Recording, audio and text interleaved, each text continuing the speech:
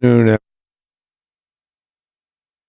Okay, I'll call this meeting to order. This is a City of Hardyville City Council workshop, 205 Main Street, Hardyville, South Carolina, 29927, Thursday, August 21st, 2025, at approximately 3 p.m. At this point, I'm going to turn it over to Mr. Gruber and everybody. This is a workshop, so you can get comfortable, take your jackets off, and I'll remind everybody that the rules of order are relaxed. You can speak when you're ready, except please allow whoever has the floor, allow them to yield the floor before you jump in. Having said that, Mr. Gruber, take it away. Thank you, Mayor. To set a little bit of background for this meeting, as many of you are aware, the city has a number of planned development districts. A lot of those planned development districts have a corresponding development agreement, and within many of those development agreements is a provision that allows for the developer to make an application to the city to utilize the city as a pass-through entity in the creation of a municipal improvement district to help finance the infrastructure that goes into these communities. And as part of that exercise, we thought it would be important not only to help educate you all on council as to what a municipal improvement district is and how it functions, but also to educate the public. This is not something that's necessarily a common thing, although it is certainly used by many other communities around the state. It's not something that gets a lot of press or attention, so there's folks out there that probably don't know what a municipal improvement district is and how it functions. So we thought this workshop would be a great opportunity to focus on the educational aspect of what is a MID, how does it work, how is the city involved with it, what are the impacts through our involvement in a municipal improvement district, and then we'll transition from it generally to a discussion about the specific request from the Hilton Head Lakes West Group to pursue a municipal improvement district for their community. I can tell you that this conversation is very timely.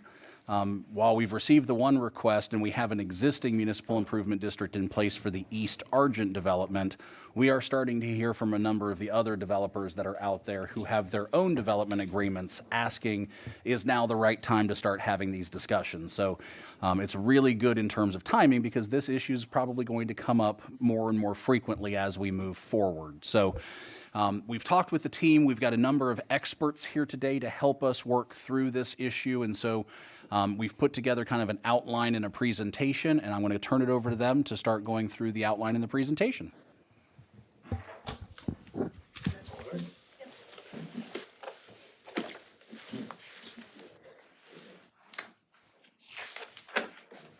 All right, Mr. Mayor, members of council, my name is Sam Howell, law firm of Howell, Lincoln, Nettles in Charleston.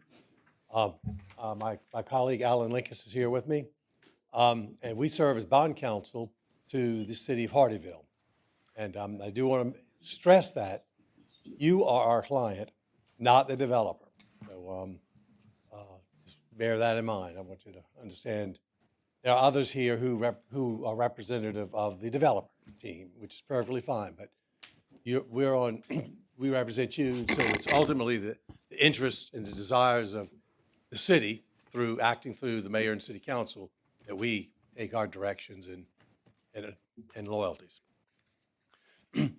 As the mayor said, there have been, as manager said, we have the city has several municipal improvement districts that are in existence now, and there are more that are apparently, at least considering coming to city council to request similar treatment. And as the city manager said, it's basically a way to pay for cost of a lot of infrastructure, primarily roads and utilities. This improvement district for the Hilton Head Lakes West developer, I'll go ahead and, how do we make this thing flip over? I'm sure I'm supposed to be doing something, but I'm not sure what. Drive if you like, if that helps. You want to sit thing or something? This one here? It should be on the. This one here? All right. Down on Yeah. Too many options. Okay, I'll do it. But which one is down? The big button should be. The big button? Okay, there we go. Yeah, I think that's the right. There we go. Simple enough. All right. Oh, this one? Oh, okay, there we go, good, all right. Like all my right. living room. You Yeah. don't know which one to pick up. My wife has too many of these things in front of me in the living room. Okay, so we're going to talk, on the lawyer side, we're going to talk about three subjects, the improvement district and the legislative process that is used to form them, a little bit about improvement districts in South Carolina, and then the municipal improvement district protections that are provided under state law for the city. So I'm in charge of this. Huh? Okay. So the legislative approval process, the process that city council will go through in the consideration of, and ultimately if it approves a municipal improvement district, is pretty extensive.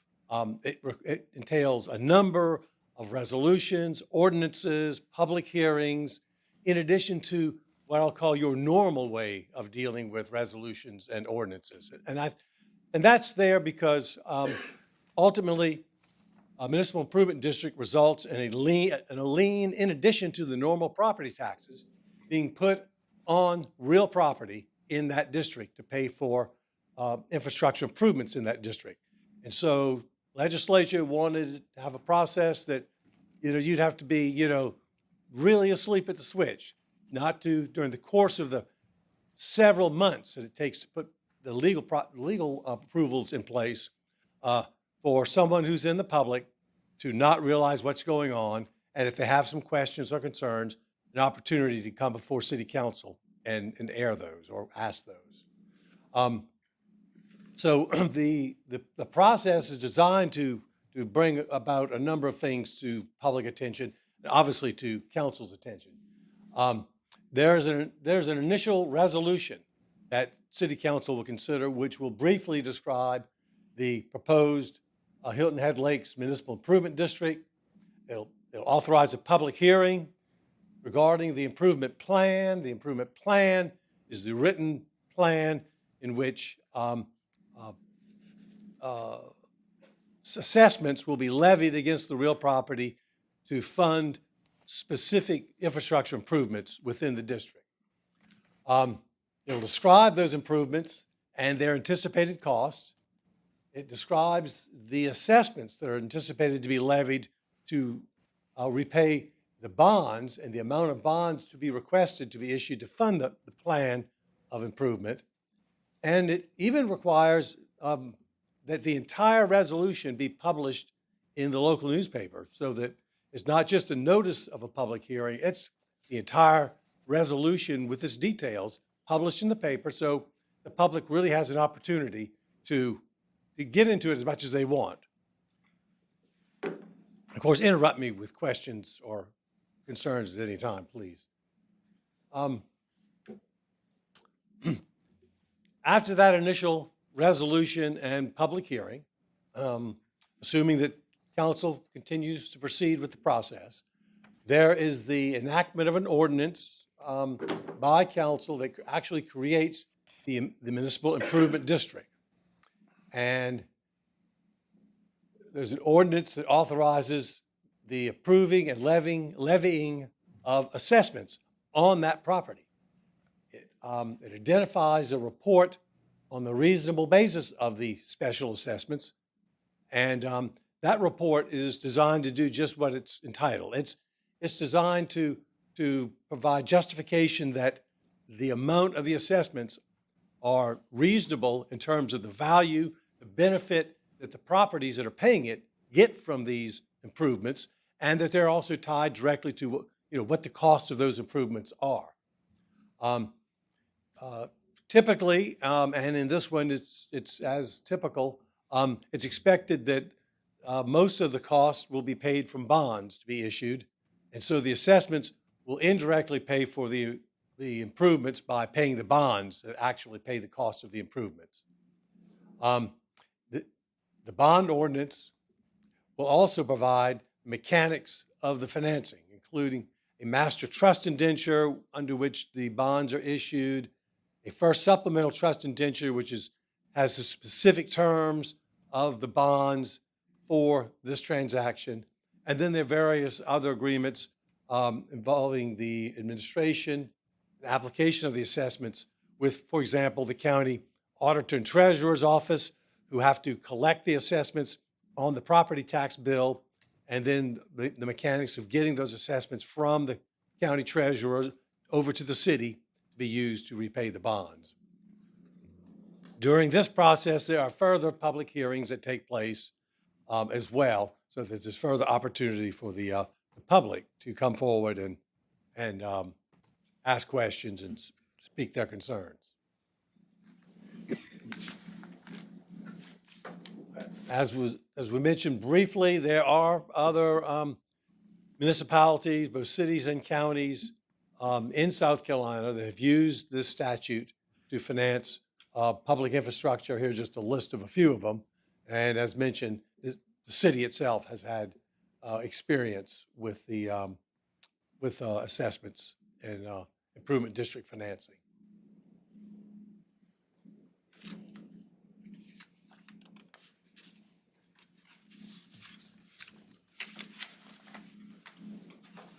The state law, and consequently the resolutions and ordinances that will be brought to City Council, provide a number of protections for the city and its citizens and property owners. Basically, the idea behind the Municipal Improvement District, the MID, is that it's a way to pay for long-term infrastructure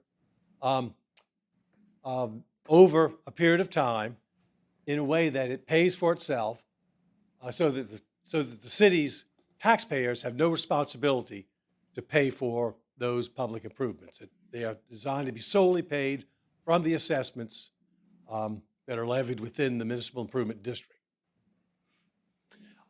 They are set at a level that's intended to fully amortize all bonds that are issued, just like any other loan, to pay it through maturity. The assessments are collected annually through the normal property tax collection process, as I just mentioned. Unlike property taxes, assessments can be prepaid. So if a property owner wants to prepay all or part of an assessment, that can be done as well. Otherwise, they're levied annually. The developer must fund and construct the project using its own funds before it can be reimbursed from the bond proceeds that are paid by the assessments, so that the city isn't running the risk by issuing the assessment bonds, running the risk that their cost overruns or cost increases or whatever. That's the developer's responsibility, and only when a component of the project is complete such that it can be conveyed to the proper public body that will own it and maintain it and operate it, does the developer get reimbursed from bond proceeds to pay it back for, funding the cost of that portion of the public improvements. And as I said, once they're completed and accepted, they can be reimbursed. The important part of the statute is that owner-occupied residential property cannot be included in the MID without the written consent of the property owner. So at this point in time, when the developer's coming to you, they are the only property owners. So there are no individual owners of the property. There are no people who have bought lots already from the developer, or more important, have bought lots and built homes. So there are no homeowners or potential homeowners that are involved in the property ownership at this time. So anybody who does buy property, and we'll hear a little bit more about it, but from other speakers, but anyone who does buy property in the Municipal Improvement District will be fully apprised of that there are assessments imposed on that property, the amount of those assessments, the duration of those assessments, and all the terms, including the ability to prepay them if they so desire. I think that takes us through the initial legal analysis, but I'll be glad to either try to answer questions now or anytime during the presentation. Okay, Sam Howell. Mayor, City Council members, Brian Kiernan, represent developer. Let's see if I can find this. This one? It just worked. Yeah. I was like, okay. All right, let's get to here. All right, the property we're talking about is Hilton Head Lakes West. Hilton Head Lakes East, or existing, is a master plan community under a PDD that was created in 2006. We have a revision, as you guys helped with or reviewed earlier this year. We purchased about that west section, roughly around 3,400 acres, in December of 2021. The location, as you know, is prime. It's right across from Mentos. We anticipate roughly 4,000 residential units in the section that we purchased. This is the existing amenity as a golf course. There's a golf course currently. Our plan is to add another golf course on the northwest section. We are going to add some clubhouses, some pool, fitness, amenities for the residents as they come to really enjoy their life there. We have paths that are going to go throughout. We have a multi-use path that goes along the main road where runners and golf carts, hopefully, don't run over the people, but they'll be able to go up and down. This is the entrance ponds. We're adding more ponds, more just opportunities for families and members of the community to engage in nature. There is a current boat and RV storage when you first pull in. We may consider a second one. When we took over the property, it had been sitting dormant for a while. That first top right is what the existing monument looked like. The one on the bottom right is what we have done. We really have, we like this community, the location, and really needed a facelift. So we've stepped in and really done some improvements, cut the grass, cut just stuff like that. We will be developing phases, some of the lots ourselves. We anticipate Lennar has got the first phase in Pod I in the new section. They have started to develop lots now. Anticipate their first homes coming on 2027. At 2028, we will start developing H1, H2, and Pod G. Pod G is going to be an age-targeted community, and we've already done infrastructure, and I think it's Tom. I feel like I talk about it all the time, so it's like. Good afternoon. Nathan Long with Thomas and Hutton. I think everyone's fairly familiar with the area we're talking about. You see there in yellow. Just wanted to take a moment to go over some of the engineering improvements and infrastructure that will be in place as part of this. So it's broken into two sections. We have a main road south, which is going to be basically from this wetland crossing all the way down out to Red Dam Road. So that includes a little over 3 miles of total roadway. As you know, the section through here and all the way up is going to be a 4-lane divided boulevard section, similar to what you see on Lakeside Boulevard now. There is one small 2-lane section here as it comes to the roundabout on Red Dam Road. And just to let the council know, we are starting to work on those improvements for Red Dam Road as well. We're scheduling the survey now as we discussed in the council meetings. As we go north, there's a little less homes here, so this is more of a 2-lane section after you cross the bridge here. On the southern section, we have a regional pump station right here. It's a 2,000 GPM station. It's very large. It's got 2 85 horsepower pumps, and it's got a 16-inch force main that comes back out this way. There's also a 16-inch water main as part of that. As you get up here to the north, there will also be another regional pump station. Will be a little bit smaller than the larger one because it obviously has less homes up here. and this one has to take into account all of these homes. So this one's going to force main down to this one, and then it goes to the wastewater treatment plant. Both of these roads will have the 10-foot multi-use path that you see on Lakeside Boulevard now. So upon completion of all of this, there would be over 7 miles of trail one way. So I thought that was pretty interesting to see that, that sounds like plenty of running for people, a lot further than I can run anyway. Construction schedule, right now we're under construction with all of this here up to the regional pump station. That should be complete late this calendar year in 2025. Then in 2026, they plan to start this next section here and come up to the bridge crossing. And it's probably 2027, maybe first quarter 2028 for building the northern portion up here. Pod I, this is also under construction already. You've probably seen some of the clearing there. So this portion is also under construction. That would probably be complete mid next year. And we'll move along. All right. Which one of these devices am I supposed to use to move this? Everyone gets up. Just the middle button changes the slides, and then the green button. I don't need a green button. All right, thank you.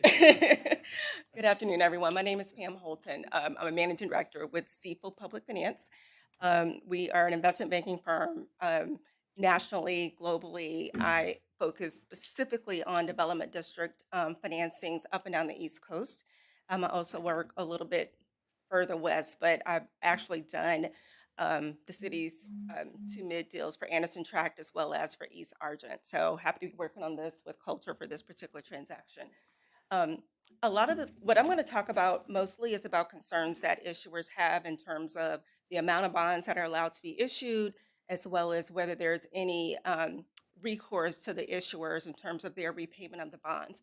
So we size our bond issues based on the amount of assessments that can be passed on to end users. In this case, the revenue stream is going to be derived by the $600 per unit that the developer is planning to pass on to the end user. We will not issue A bonds in any amount over and above that. Excuse me. In addition, if the improvements that they want to finance through this is less than the amount that the par amount can finance, we won't issue over and above that, because bondholders want to make sure that the improvements that are going to be financed is just that. We're not going to go over and above that. So that's what we usually use as a restraining factor, the $600 per unit per year, and the number of units that are going to be financed. That are going to be assessed, the $600. In addition, I think one important factor here is a lot of issuers are concerned about whether they have any recourse or any repayment obligations to these bonds, and they do not. And it's very clearly stated in the offering document in bold letters that the city is not obligated. So we make very clear in our offering document and our trust indenture that bond counsel will prepare that the obligation is strictly set with the security from the assessments, and that's it.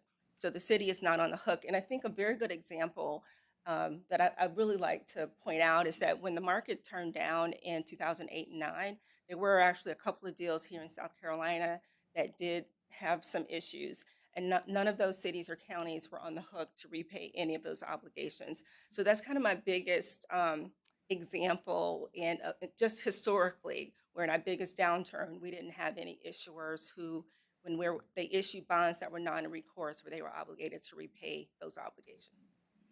Yes. Yes, sir.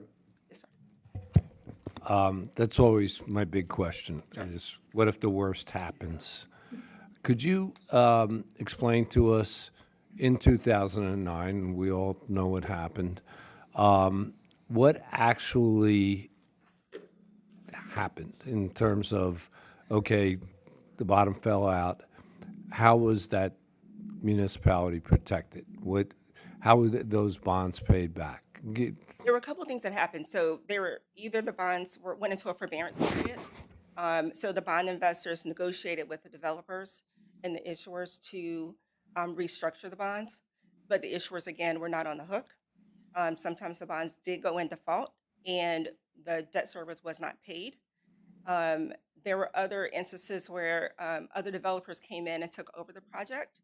But in my experience, in Keenan, you work nationally as well, I'm just not aware of a situation where an issuer was required to come in and pay, because it's very clearly stated in the indenture, in our offering document, that the issuer is not on the hook. And it's very clearly stated as well what the security is for the bonds. And I haven't gotten to this, but the institutional investors who buy these bonds, because usually they're non-rated, they're very clear on what the security is for the bonds. So usually these bonds are being sold to institutions like GSAM, Goldman Sachs Asset Management, sorry, Nuveen, T. Rowe Price, large institutions like that. We may have instances where we have high net worth individuals who may buy, but again, they'll be vetted. Stifel we have a credit committee before we mail any offering document, and we're very clear on what type of investors we will allow to buy these types of bonds. So it's not going to be a mom and pop who's coming in buying, $5,000 tranche of it, because this is a non-rated bond offering.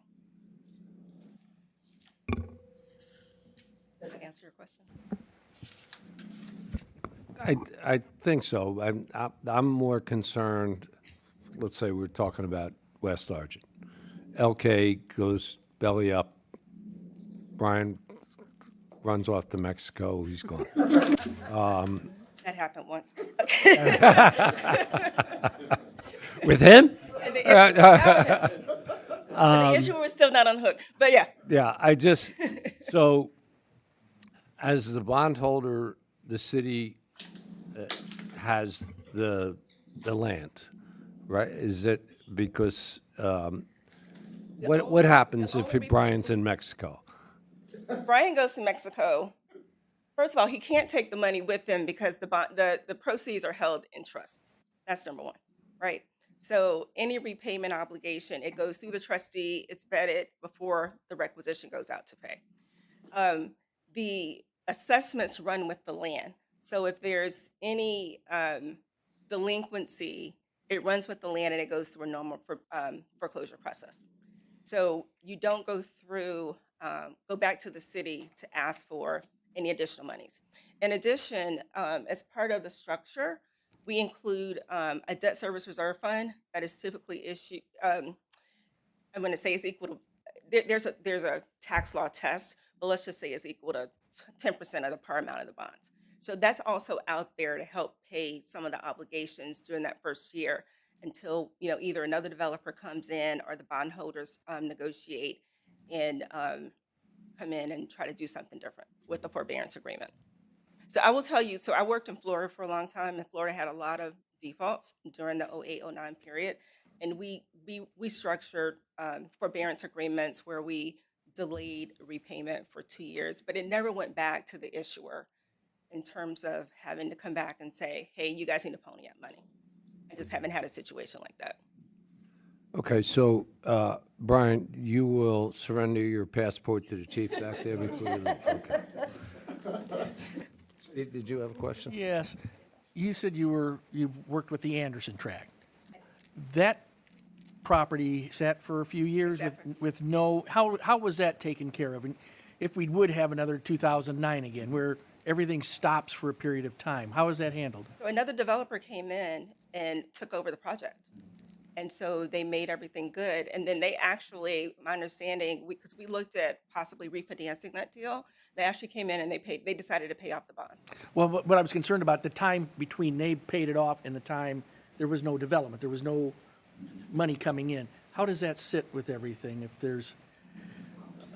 The assessments accrue over that time. Okay, And they have to bring it current. okay. So When they for- buy the land, yes. So for properties that are occupied, they would continue paying the annual assessment. For the developer-owned properties, that's what could be either restructured or could become Part of a owned. forbearance agreement or owned by another developer. Or, yes. Yeah. And I will say typically as well, when another developer comes in, they may very well negotiate with the new developer in terms of trying to restructure and work with the district administrator if we need to restructure the assessments in any way. The other question I have, Yeah, can I just add something? Good afternoon, my name is Nicole Scott. I'm legal counsel for Brian, and he's not going to Mexico.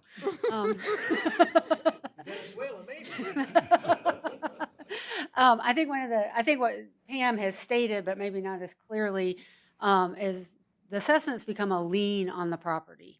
And so if for some reason things fall apart, the property can be seized and sold and money can be recouped that way. So, and obviously we'd go after the developers, undeveloped property first.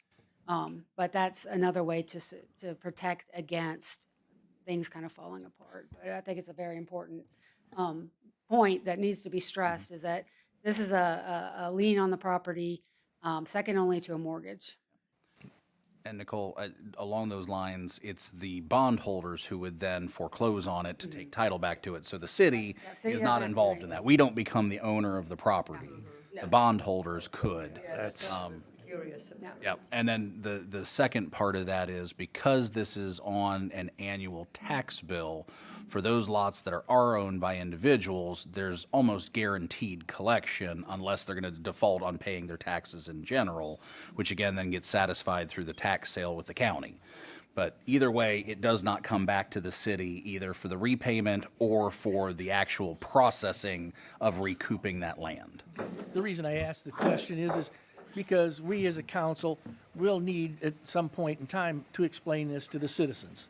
And for us to understand what we're dealing with, because when people see that there's a possibility of a default on a bond that the city has, their first reaction is, oh, it's going to come back to the taxpayers. And we have to be able to assure them that, no, this will not happen. So I thank you for your explanation. Yeah, sure. I'm trying to get back on because we're going to talk about that. Okay, sorry. While they're pulling that back up, something else just from a safety and security standpoint is, at least for what we're contemplating for this, and I believe the other ones, the payments for the work are done on a reimbursement basis. So that means that the infrastructure is installed, we go out and inspect it, make sure it meets all the standards, and then we go ahead and authorize the payment from the bond proceeds. That makes sure that There's no construction risk. that's it. Yeah. Exactly. And so we don't wind up with a situation where we've got a bunch of lot owners but no road to get to their homes. The only way that they get paid back from the bonds is if they've actually already put in the road. Or if it was inferior, Yes, sir. sure it's up to standards.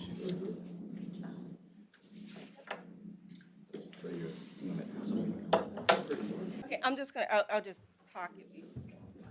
Jess is not back there. Somebody could go see if they can. Cindy went to go get it. I can just talk through my notes if you don't mind, if that's okay. Go ahead.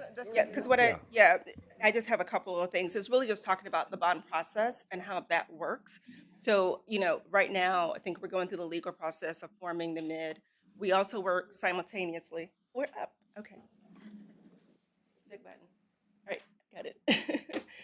So what we do simultaneously with forming the MID is we work on the offering document, and we also work on what we call our third-party reports. And it's really important.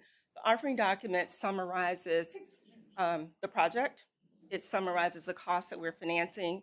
It summarizes the flow of funds in terms of, paying the debt service, making sure the reserve fund is funded, making sure how we collect the assessments on an annual basis. So all of that is summarized. In addition, what I also think is important, and at Stifel, what we like to do is we have what we call third-party reports. The third-party reports include an engineer's report, which Nathan's group will do. We include a market study, which will look at demand and absorption numbers to make sure that the revenues that we think are going to come in at the time that they're going to come in, that they make sense based on the demand analysis. And then we also do an appraisal, because we want to make sure that we're putting this infrastructure in and the value of the land is going to increase. So usually that value to lien is going to be somewhere between 2 to 3 to 1, 2 to 3 to 1. And so we have those documents, and investors like to see those, because it's not just Brian, who's going to Mexico, telling us that this project is going to work. We have third parties also saying, they agree with the demand, they agree with the absorption, they agree with the price points. We have the engineer telling us that the permits are in place. that the costs that we assume are needed to put this infrastructure in, that those costs are reasonable. We actually get an opinion on that. And before we release that offering document, we make sure that we have opinions that are going to be in place when we sign the bond purchase agreement that we're going to get from bond counsel, underwriters counsel, and developers counsel, Nicole, who just came up. So we make sure that all of that is vetted. In addition, Steeple has a credit committee that we go through before we mail an offering document. Not all people like our credit committee, but we make sure that we take it to our credit committee and make sure that they're comfortable with it based on what we've seen in the market and what our investors have seen.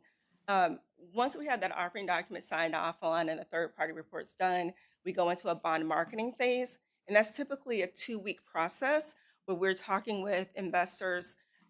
We sometimes do a site visit, so they'll come down to kick the tires. And then after that 2-week period, we'll kind of do an assessment of kind of where we are, how many people, portfolio managers and credit analysts have actually approved a credit, and then we'll go to pricing. And pricing is done on one day. It's usually we open an order period over 3 hours. So we go out with our price thoughts, and we come back at the end of that order period, say around noon. And hopefully if we're oversubscribed, if we have 30 million in bonds and we got 300 million in orders, then we can lower the price that we went out with. And then we'll agree on a price with the city and their council, and we will sign what we call a bond purchase agreement the next day. And then Steeple at that point has agreed to buy the bonds, and we are locked in. Hopefully we have all of our investors needed to do that. And then 2 weeks later, thereabouts, while the attorneys are working on documents, then we will close about 2 weeks thereafter. So that's typically how the process works. Any questions? Great. Great. Any questions? Okay. Thank you. Good afternoon. My name is Keenan Rice. I'm the president of MuniCap. MuniCap is a municipal advisor registered with the SEC and the Municipal Securities Rulemaking Board, which means we're subject to all the rules and regulations that they have for municipal advisors. As a municipal advisor, we're a specialist in our field, which means we work solely in the area of public-private partnerships, where local governments are working with real estate developers, issuing bonds to provide public infrastructure for those real estate development projects. We're very experienced in that area. It's an area in which I've worked for about 35 years. Before I start my presentation, if I can figure out how to operate this like everyone else, I do want to go back to the question, Mr. Mayor, that you asked of Pam, because I think it's a very important question. And I just want to give you a couple of examples of case studies in South Carolina. 2008 totally changed the real estate development market.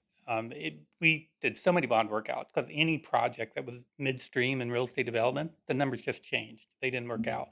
So there's two improvement districts in particular that I want to refer to in South Carolina had been issued by a county. The developers in both cases, two different projects, they were not able to continue to make progress selling lots, with the development. They both defaulted on the bank loans. Okay, and so the banks began pursuing foreclosure on the property. Both properties went into bankruptcy. Okay, so when you go into bankruptcy, then you can't take immediate action to foreclose on the property or even to sell the property at tax sale. Now, one good thing about special assessments, there was known as a preferred secured creditor in bankruptcy, which means along with property taxes, they get paid first, or anything else. They'll get made whole and get paid. During this, ultimately, the property came out of the bankruptcy. The bank, in both cases, brought in someone else to buy the property and take it over. In conjunction with that, we restructured the bonds because that was necessary to encourage a developer to come in and take over the property. As Pam mentioned, the assessments that had been made accrued on the property, they were still owed. But for a developer to come in and take over the property, they needed some relief, such as a forbearance agreement, as Pam mentioned. So it gave the developer more time to move forward with the development. In both of those cases, the development has moved forward, the bonds have been brought current, and now they're being paid off. So it took some time to work through that. During that time, nobody came to the county and said, why aren't you paying these bonds? Because the investors who bought the bonds knew that the county didn't back the bonds. It stated that in bold capital letters on the very first page of the offering document. The county's not backing these bonds. You're taking this risk. The investors were sophisticated investors. They knew exactly what risk they were taking, and they were compensated to take that risk. They got a higher interest rate for taking that risk. So they didn't come back to the county and say, why aren't you paying these bonds? They knew that that wasn't the responsibility of the county. Also importantly, the rating agencies didn't expect the county to make whole in the bonds. Not on those two projects, but on another project. As I said, we did a lot of work out after 2008. We actually met with the rating agencies, took a trip up to New York City with one of the counties we were working with. And when we were meeting with S&P, one of the county officials asked and said, what if we don't step up and pay these bonds? And the answer from the rating agency was, we expect you to do what you said you would do. If you didn't say you were going to bail out investors, we don't expect you to bail out investors. So I just think that's important. You know, it's a very important question. But there's a record. We know how this works when we go through that process. All right, I would like to get into my comments and discuss special assessments. So one very important about special assessments, Sam kind of mentioned this as well, is they're benefit based. Okay, there's really two provisions that we mean when we speak of assessments being benefit based. First of all, the assessments are going to provide improvements that provide a special benefit to the property that's being assessed. And that benefit has to be equal to or greater than the cost of the assessments. So Nathan went over the improvements. You can see it's a road that runs right through the center of the property. It's really providing access. It's only the main road through the property, but all the other roads in that project feed onto that main road. And it's providing that very important access through the property. It's also providing utilities that are within the road and sewer pump station to provide for the transfer of the sewage generated within the project. So you can see that those improvements are providing very, a special benefit. Sam also mentioned a report called the Reasonable Basis of the Special Assessments. Now, one of the purposes of that report provides evidence to support the findings of the benefit. It goes through and explains and reasons why these improvements provide the special benefit and why the benefit is equal to or greater than the cost of the special assessments. So a second thing that we mean when we talk about assessments being benefit-based is that the assessments are allocated to the properties in the district on a reasonable manner. Okay, in this case, it's very straightforward because this property is being developed entirely with residential for sale homes. Every home is allocated the same amount of the special assessment. So it's very simple and straightforward. You're all getting the same amount of special assessment. So it's important to understand that the only property subject to the special assessments are the property within the improvement district. There's no property outside the improvement district that has any responsibility to pay these special assessments. It's only the property within the improvement district that's subject to the special assessments. And as Pam mentioned, the assessments are sized. So I'm going to add a little more comments to what Pam said, but the assessments are sized for the improvements that are being provided by the improvement district. The only improvements being provided by the improvement district is that main road through the community, and the infrastructure within the road, and the sewer pump station. There's a lot of other public improvements within the improvement district, but those other improvements are not being provided by the improvement district. It's only this main road through the property that's being provided by the improvement district. And the bonds are being sized to provide for those improvements. Now, there's two assessments that are being levied, and there's two different series of bonds. The reason for that is the assessment A is sized for what is determined to be a pretty modest amount to be paid by homeowners. It's $600 per unit per year, increases by 3% per year. The developer wanted to make sure that was a modest number, that it wasn't too high of a number that homeowners were going to be asked to pay. That's basically $50 a month, added to their mortgage escrow. That a special assessment. As Pam mentioned, bonds are sized. She's not going to buy and sell more bonds than will be supported by that $600 amount. That does not support the full amount of the cost of the main road. Okay, so there's a second special assessment called Assessment B that's levied. That's to cover the balance of the improvements not paid by Assessment A. Assessment B, however, is only going to be paid by the developer and the builder. It's going to be paid off as the property is sold. So homeowners will never pay Assessment B because we wanted to make sure that what homeowners are paying is that reasonable, even modest number of $600 a year. So Assessment A is limited to that number. Doesn't pay for the full amount of the improvements. The balance of the improvements are paid by Assessment B. Homeowners never pay that. Builders and developers pay that off as the property is sold. Could I ask the question that the thought occurred to me. A lot of the communities or the subdivisions that we're approving have amenities, pools. Who's are those amenities assessed? Are they part of it, or just the homeowners? So just the private property that will get a benefit from the improvements are assessed. So the HOA facilities, for example, Yeah, that's what I'm talking about. yeah, they're not assessed, and They're not part of any assessment. right. Okay. So, as Sam also mentioned, assessments are collected on the real property tax bill. It's a very efficient, effective means of paying special assessments. Homeowners are only responsible for the assessment on their property. This came up somewhat as Pam was talking about. If there's a default, if something happens, the developer didn't pay its assessments, like happened in those two districts I mentioned earlier. There had already been homes sold in those districts. Well, it didn't affect that those homeowners had to pay. They only had to pay. So, for example, in this case, homeowners are responsible for paying the $600 a year.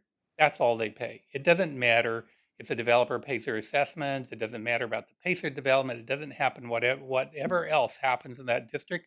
The homeowners only have to pay their share. The homeowners are not responsible for repaying the bonds. They're only responsible for paying their assessment, which is $600 per year. And then the assessments terminate once a homeowner repays their assessment. That assessment that's levied on their property, once they pay it, the assessment goes away. Now, the assessments are scheduled to be paid over 30 years. However, a homeowner, as Sam mentioned, can prepay their assessment at any time. If they prepay it, they don't have to pay the interest portion of that assessment. They only have to pay the principal portion. And once they pay it goes away. They don't have to pay it anymore. I have a question, sir. Yes. So you say it's paid over 30 years. So let's say somebody decides to sell their house 15 years, 10 years into them living there. How does that work? The assessment is a lien on the property. It's collected So on the it tax goes bill, so it just goes with The next property. person. Yes. Okay. So how would somebody, let's say I want to buy a house in there. How do you go about letting people know that this is an extra price going to be tagged onto their mortgage? That's a very important question. That's exactly what I'm going to talk about right now. And it's there's a number of means by which we do that. So one of the things we do at MuniCap, when we work on a district like this, we provide a toll-free number to the local government, the city or the county, where if anyone calls you, you can give them our toll-free number, okay, and we'll answer their questions. And those questions, a lot of times it's when a house is being resold. Usually there's a sales agent involved, and they'll call us, number one, to find out what the assessment was for that year. Has it already been paid? What is it going to be in future years? How many years are left to pay it? We always provide answers. We take that responsibility very importantly, and we're as helpful as we can possibly. Sometimes we get questions from tax preparers who need information to prepare a tax return. As a government, you're not required to send out 1099s just like you do for property taxes, but we always covenant to provide that information if a tax preparer asks us and call us and they want to know, they have some questions about the special assessment that they need to know answers to prepare tax returns. We always calculate that information each year so that when they call us, we know the information, we can give it to them. So that's one important means of disclosure, and it's particularly important with resales in the case where a home is being sold in the future. But that's not enough for disclosure because you don't want to be telling someone for the first time that there's a special assessment. We want to be very helpful in answering their questions. But one comment we don't ever want to get from someone who calls us is, this is the first I've heard of this. No one ever told me about it. We want to make sure that doesn't happen. And so there's a number of things that, provisions in a disclosure program that we put in place. It's really belts and suspenders, to make sure anyone knows. Number one, we always record notice in the land records. So that's very important from a legal perspective. That's how you provide notice in real estate, is by recording notice in the land records. We also will ensure that there's a form included in the purchase and sale agreement that is signed by the buyer, okay, so that has disclosure in the special assessment, and it's something that they sign so that, we always can see that, it was disclosed to them and they signed something. We also include disclosure in the HOA documents. That's particularly important when property is resold. Builders usually do a good job disclosing the special assessment because they're professionals. They know it's important. It protects them to provide that information. The disclosure on resales is not as good because, homeowners don't always understand and, sales agents are as knowledgeable about this. So that's one reason why we want to make sure there's notice in the HOA documents because most people will, at least look into the HOA documents. So these are all good and important means, but one of the things we know is that most home buyers don't hire an attorney to represent them when they buy a house. Okay. So we understand there's a difference between legal disclosure and practical disclosure. And we want to make sure the disclosure is not, the legal disclosure is important. We want to make sure there's also practical disclosure. The first thing you want to make sure in practical disclosure is they're getting that bill from the very beginning.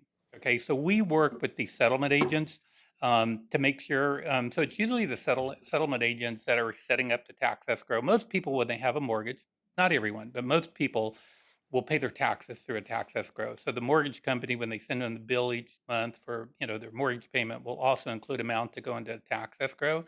And then the mortgage company will pay their taxes each year. And that's to protect the mortgage company because their mortgage is behind property taxes. So they want to make sure property taxes are getting paid. So they collect the money each month. We want to make sure when a person buys a house and the settlement agent is setting up that tax escrow that they're including the special assessment. So we coordinate and work with them to make sure that's included. We also, in the districts we work on, where there's residential property like this, we always set up a website with information so that homeowners, sales agents, settlement agents, they can get on the website and it tells them, what is the assessment, how much is due this year, whether it's been paid, what's the payoff. We'll also include other helpful information like a disclosure form they can download, for resale. We also include a link where if they want to send us a question, they can just, while they're there, fill out, a question and send it to us, and then we'll respond and call them back. We find this kind of a website is very helpful. It saves a lot of phone calls.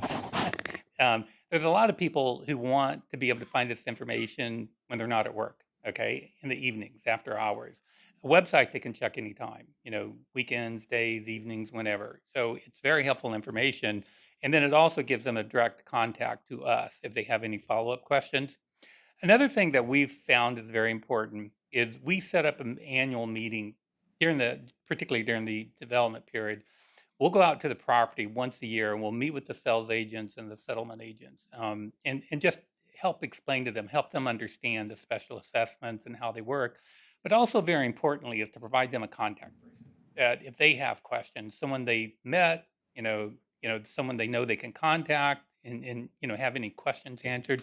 So hopefully you can see that we take disclosure as very important. We think it's, everyone needs to know when they buy a house here that they're going to be paying a special assessment.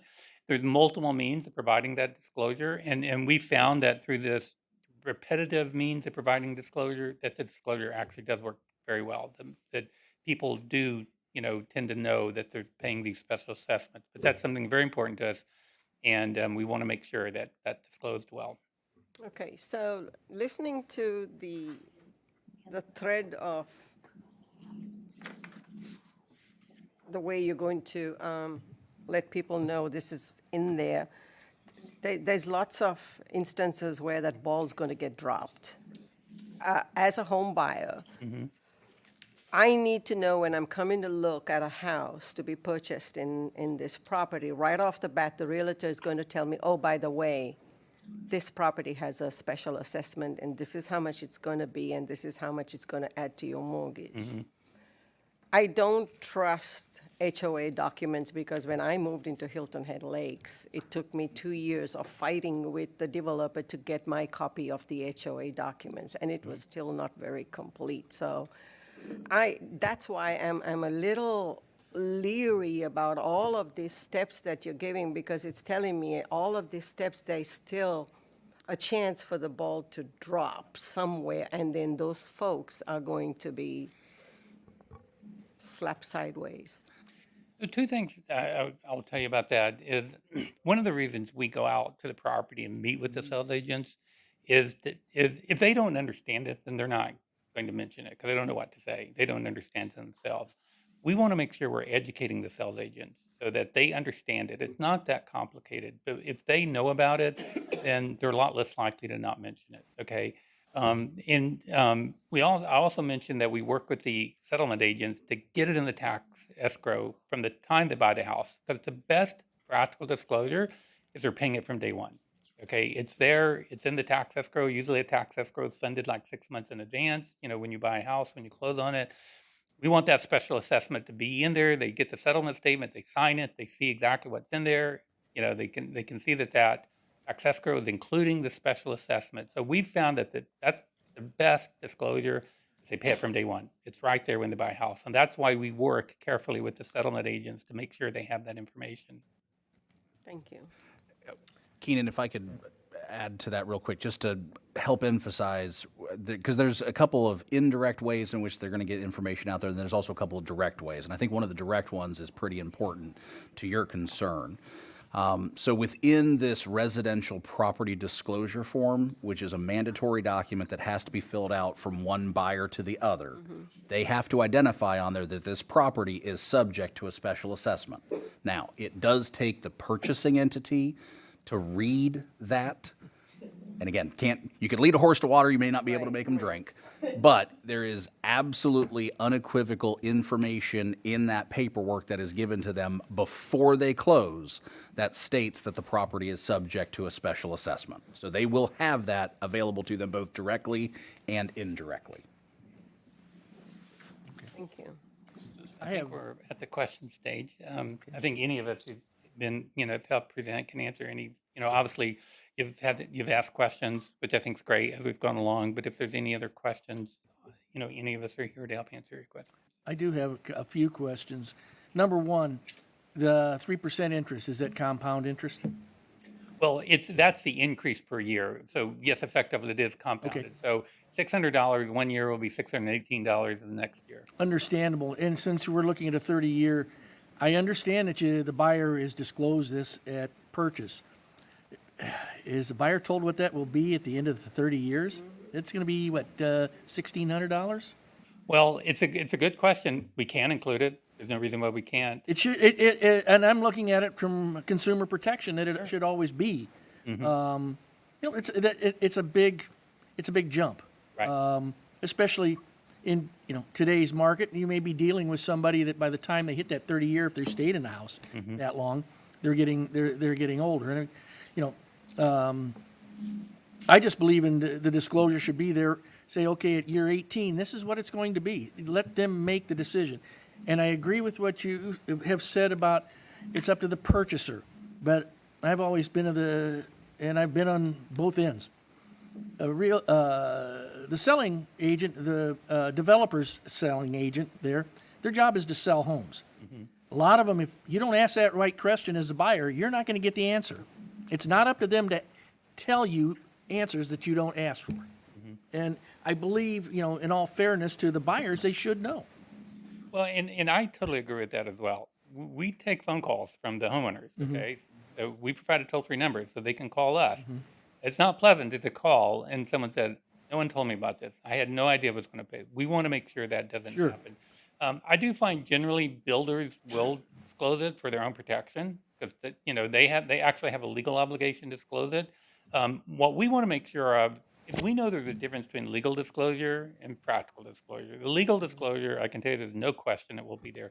A lot of home buyers don't really read that. We know that, okay? So that's why we want to go beyond the legal disclosure.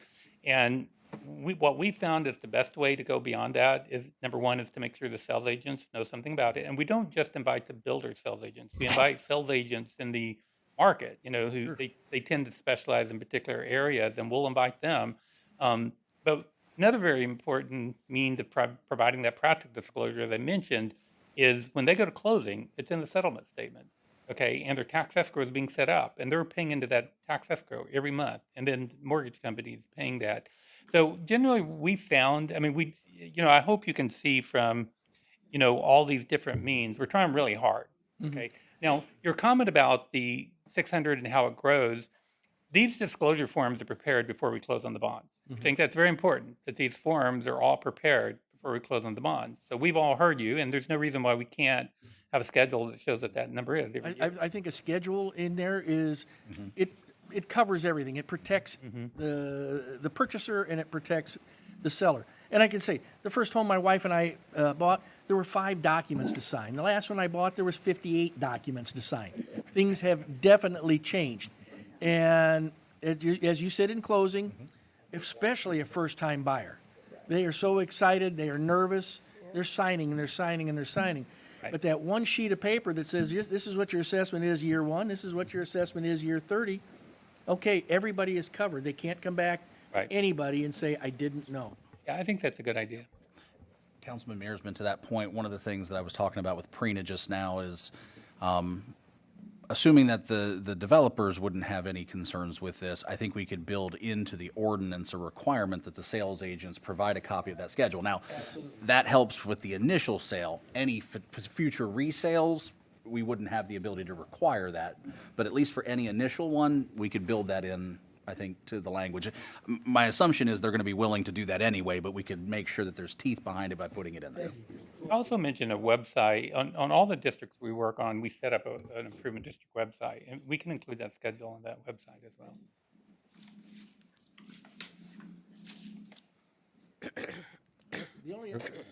The other question that I happen to have is, I understand this is completely separate. There is no way, if there is a default or anything like that, it can jeopardize the city's bond rating. These are completely separate Yes. entities. And that's why I wanted, so that's not a guess, okay? You know, there are a number, as Pam mentioned, we've both been through a number of workouts, okay? Particularly after 2008. Not a single time did it affect any of their bond ratings.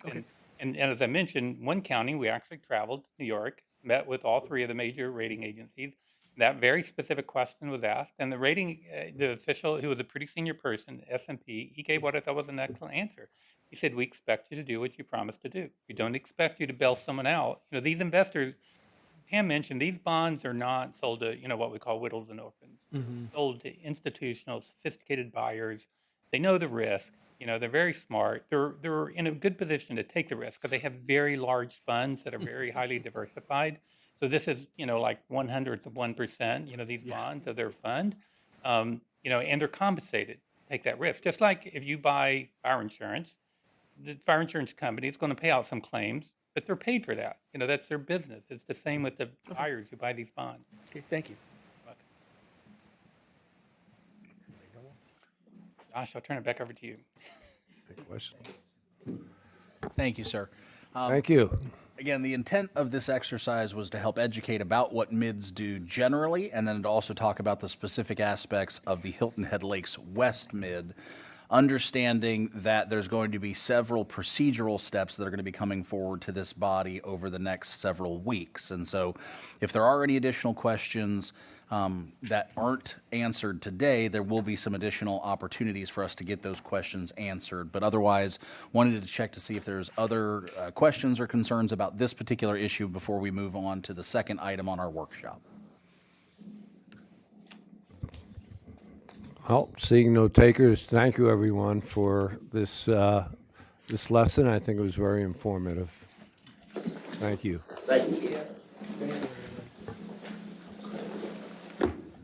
All right.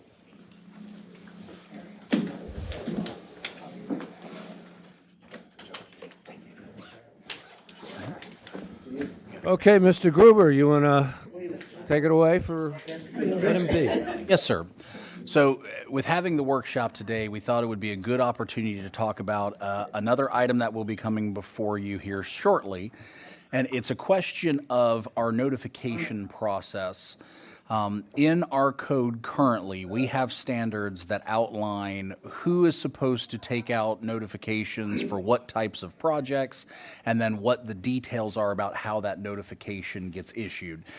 Sometimes it's an advertisement in the paper, sometimes it's a posting of a sign on the property, other times it could be sending certified letters to adjoining property owners. So a couple of months ago, I spoke with several members of our planning commission, and they'd expressed some concerns about our existing standards.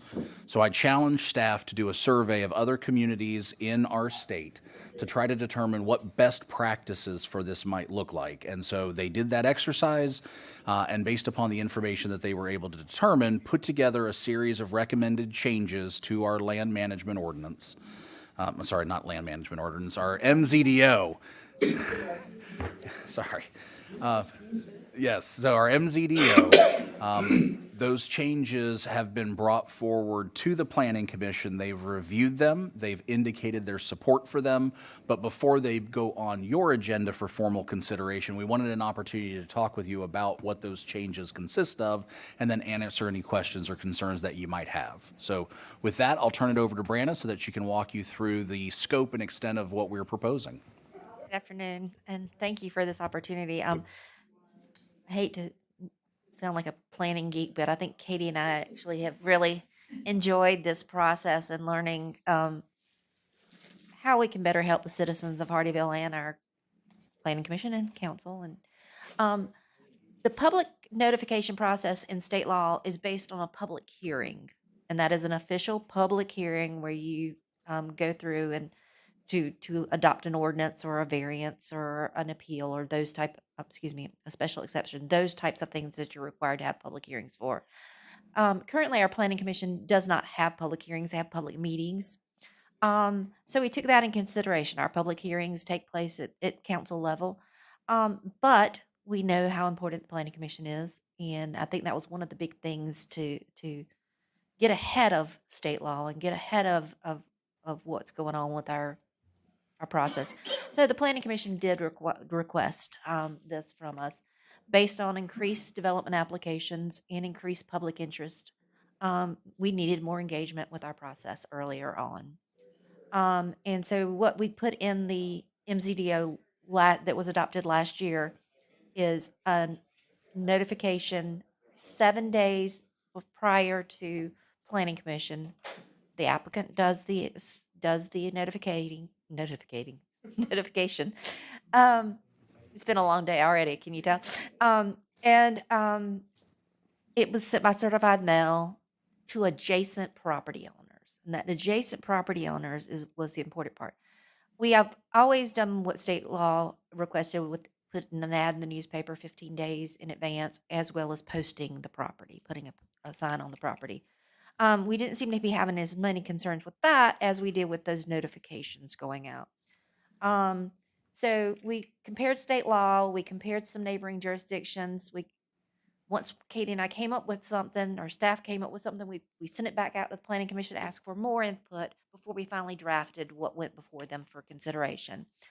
And a lot of that we realized was not just on when and how they were sent out to whom, but whether it was certified mail or U.S. first class mail, and it made a big difference too in our neighborhoods. We noticed that for places like retirement communities, when they could go to make it to the post office, they had time. Those people were picking up their certified mail. Some of the older districts and area that we've dealt with, Perrysburg, Red Dam, they weren't getting their certified mail. So we had to look at considerations. So that led us to looking at neighboring jurisdictions. And first of all, as it says for the newspaper, 15 days prior to that public hearing, not necessarily the planning commission meeting. On this, 2 jurisdictions, us and the town of Bluffton, were already doing prior to planning commission. All the others are prior to that public hearing at council. So if that helps you any with that comparison. So what we currently have 7 days prior to planning commission, we found that in adjacent property owners, we looked at the distance. Bluffton's 200 feet from the property line. Hilton Head 350. Jasper County, Beaufort County, the more rural areas, it's bigger lots. And then we looked at, Beaufort and Port Royal as well. We did feel like we were most, in a comparison, most closely aligned with Bluffton, and how could we make it work for us? So that is where we came up with our recommendation, and we went to Planning Commission. We worked it out a little bit more at Planning Commission, and this is what we finally came with. Remove adjacent parcels and replace with 500 feet. If you're within 500 feet of a property line that's going under consideration for a change that would need a public hearing, then you're going to get a notification letter, and that is done through GIS. We provide that to the applicant's representatives for them to send it out. Increase the requirement from 7 days prior to planning commission to 14 days. We talked about a number of different things, times limits, but when it came down to it, we thought that 14 days was good, not too far out in front of it, but it was close enough. That it gave us the ability to reach as many people as possible. Remove the requirement for certified mail. Basically, for the situation, we know in Hardyville, a lot of people have post office boxes, or they have the mailbox by their house. Yes, the new mail kiosk are a new and different thing in the newer communities, but in older Hardyville and the more established communities that have been here for years, they didn't have that ability. They weren't able to get to our post office. Commissioner Landon Pepe also mentioned Hardyville Post Office has very different hours than post offices in the neighboring jurisdiction. They close at 4:30. They're not open on Wednesday afternoons. They open at 9 o'clock. I mean, it's just a very different, getting there prior to work or after work is a little different. So, Planning Commission discussed it and did say to provide, required to remove that certified mail. But the other thing they did was we're asking for an affidavit from the applicant's representatives or the applicant saying that notice has been sent. That gives us that legal, we know that was sent out, we have that trail, and they will scan it in. We'll make sure that that's included in the letter, and that affidavit is included in the packet that goes to Planning Commission and thus to City Council. We thought that was a good summary. So that's what the recommendation is. Obviously, we'll certainly take more input as we're working through it, but we felt like we looked at every scenario and came up with the best overall situation for recommendation for this process. Can I play devil's advocate? And it was unanimous. Sorry. Can I play devil's advocate? Yes, sir. I'm the property owner out there on Purysburg. I never got that affidavit. No, the affidavit would go with the application to the planning. No, but I never got the letter. There is, we've had that. The devil's advocate that I'm playing is these people, even though the applicant has given us an affidavit, the resident's going to say, I didn't get the letter. It comes back to the post office. Why don't we have the applicant do the certified and the mail? I don't, because the certified is the cost end of it. The regular mail, that's another 50, 75 cents of them doing it.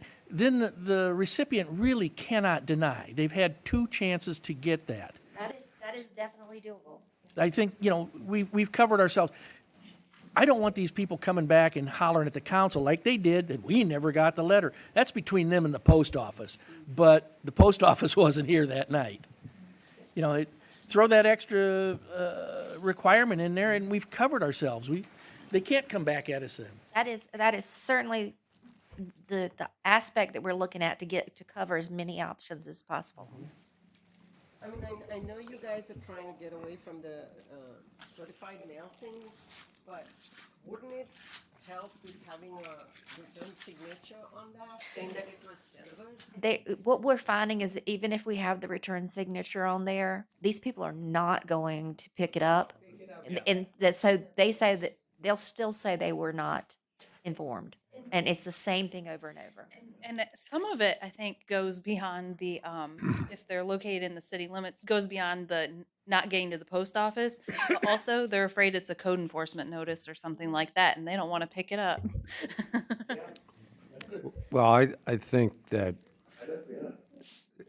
there are people who are going to say they didn't get the letter regardless. And they're sitting up here, they're here and said, I didn't get the letter. Well, then how'd you get here? I don't have one way or another, certified or non, but, people will say what they want to say. Yes. But, at least I think the point is, we have systems in place that we could say, we did this, this, this, and this. And if the certified mail is one of the thises, hey, you know, let's Right. do it. I wouldn't take anything away. Okay. If we were doing certified, I agree with Steve. If we were doing it before, let's not take anything away. Absolutely. I mean, we also let them know when the next meeting is, when everybody is sitting in the audience, and we tell them this is gonna come up in a week, 2 weeks, we tell them that, and they are sitting right there, so I don't know how. Their social media is better than the post office. Yeah, you're right. Well, you know, the Clarius, and I don't think you two were here at the time, but Bo and John were, we had, I don't know how many meetings with the public. 4. Clarius had, at their community center, a meeting with them, not at council. And we had people who said they didn't know anything about it, and some of which, like Mr. Harper, he didn't know. But, you know, it wasn't for lack of us trying to engage the public. I mean, it wasn't like one meeting, we're out of here. There were a number of them. I don't remember how many meetings we had, but it was quite a few. We had one, the applicant used City Hall one night for one of those meetings with Right, Clarius, they and it had- was not fun. Well, Katie and I Right. happened to be here, and It was, we had a couple workshops, 2 readings. There was a lot, and yet there was still, today, they say, oh, they did it, and nobody ever told us. I have a question. yes, sir. The other side of what Harry's saying, and that is internally for us, all these things can have different times and different mailing dates and stuff like that. Do we have the internal capability to manage this with the timeframes that we're talking about? Because that is the critical factor, not what they say, but what we can do to get the information out there. And I'm not saying it from a critical point of view, I'm saying it from a logistical point of view. And there's a lot of balls to make this work. Do we have that capability internally? Is it just the two of you, or? It's not, it's actually, the whole department is usually in on this. And I'll talk a little bit more about what we'll be doing in the future with Zoning Hub in just a moment. But our zoning specialist, Ashley Moody, you've known Ashley for years. She is a master at getting these out. The trick for us has been our meeting dates keep changing, you know, for various reasons, and they have to. I will say that the applicants have been very, very good in the past couple of months about sending out multiple notifications. Those meeting dates change, they get it right out, and we have track of it. They send everything to Ashley. She gives them the addresses that we have from the parcel information, parcel data, and it is a very seamless process right now. And Katie and I, she notifies Katie and I, we check on it, we take the phone calls. Usually somehow Katie's name gets put all over everything. And I keep a book of everybody who contacts me and what days they contact me, and I can tell you, Sun City is on it because like the day after they go out, I start getting everybody calling me. But I keep a book of everybody, and that way, as meeting dates change, even though the applicant's getting stuff out, I have their contact information, and Ashley and I can tell them by email or by phone, hey, a date changed. If you want to attend, come this day instead. And we've got everything on the website, starting with Planning Commission, not just council. So Jess has been helping us in media with that. And so they can always get to the information and see that, and that's helping too. We've come a long way since last October when this first really kind of blew up in our face. Zoning Hub, which we are, thank goodness we have that GIS specialist now in place too, because he is working furiously. He and Katie and Ashley too. We're gonna start getting her applications on getting it set up. At that point, as soon as that person gets that notice, they can go on Zoning Hub when it's live, drop a pin and say anything that happens anywhere in the city or anything that happens in Perrysburg, wherever, I want all notifications, and Zoning Hub will send it out as soon as we schedule it. So, and they can go in and look at the documents and all of that. So we are very pleased that we found this one and that we have money in our budget for it. And we are a few weeks behind right now, but that was just getting some of that GIS stuff in place. I'd like to commend you all and the staff. 2 years ago, when Val and I came on the council, I think it was Farm on Main. That blew up.